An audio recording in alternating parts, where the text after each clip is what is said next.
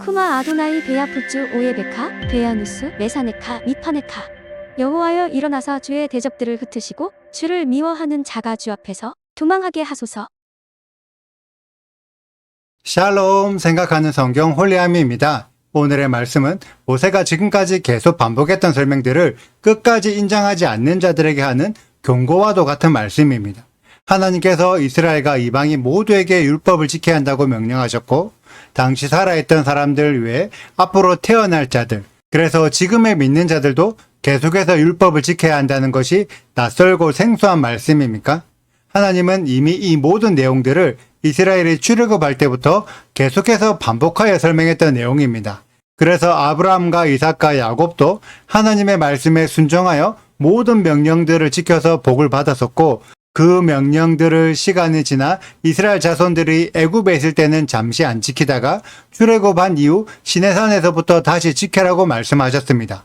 그리고 그때에도 이스라엘 자손들만 지켜야 하는 것이 아니라 이스라엘과 함께 출애굽한 수많은 이방인들이 함께 지켜야 했습니다. 그래서 이스라엘 백성들은 이미 이 설명을 직접 체험했던 자들이었습니다. 뿐만 아니라 지금도 창세기부터 신명기까지의 말씀을 읽어본 사람들이라면 누구든지 이스라엘과 이방인 모두 말씀을 지켜야 한다는 것을 알 수 있습니다. 이 내용이 우리들에게 그렇게 어려운 내용인가요? 하나님을 믿는 사람들에게 너무나 당연한 내용이 아닐까요? 그런데 막상 이 내용을 그대로 지키는 사람이 많지 않습니다. 역사 안에서 이스라엘 백성들도 그러하지 못했고 지금 시대의 교회도 그러지 못하고 있죠. 왜냐하면 사람들의 마음에 독초와 쑥의 뿌리가 생겼기 때문입니다.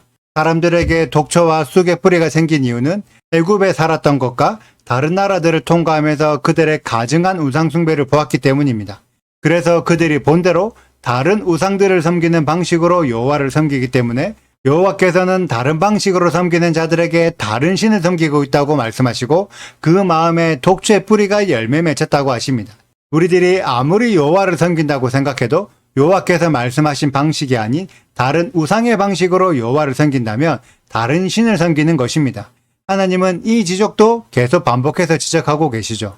그럼에도 무서운 것은 분명히 다른 방식으로 여호와를 섬기면 다른 신을 섬기는 것이라고 계속 알려주고 여호와 한 분만 섬겨서 여호와의 율법에 순종하지 않으면 저주가 찾아온다는 말을 듣고도 불순종하는 자들의 마음속에는 스스로 복을 받을 것을 기대하며 다른 자들은 멸망할지라도 자신은 평안할 것이라고 생각한다는 것입니다.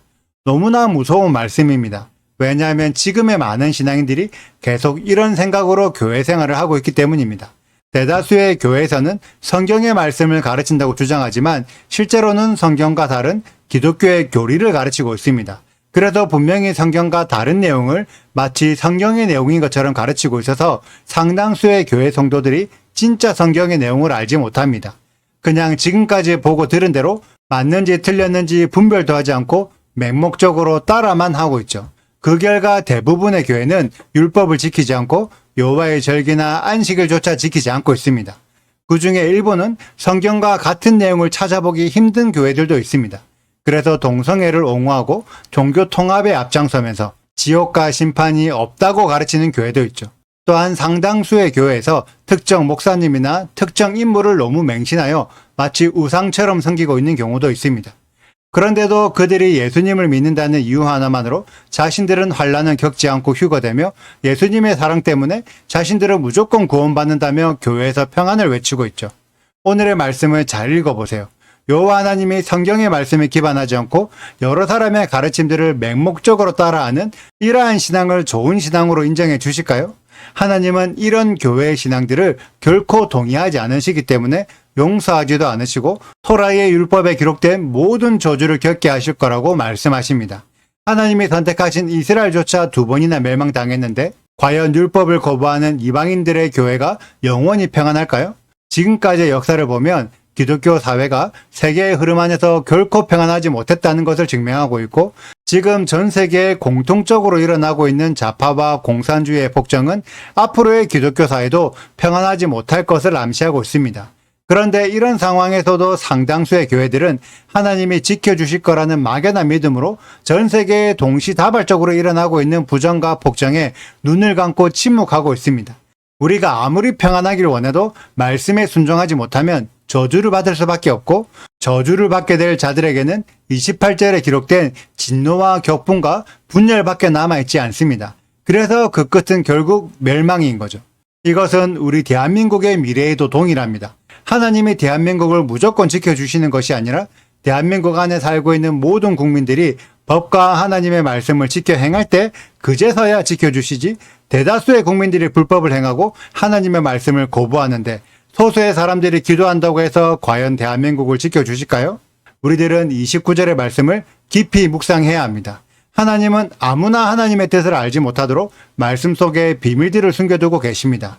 그리고 하나님의 마음을 아는 자들은 말씀 속에서 비밀들을 깨달아서 그 숨겨진 것들 속에서 보물을 발견해야 하죠. 깨닫는 자의 영광은 자신의 몫이지만 깨닫지 못하는 자의 징계도 자신의 몫입니다.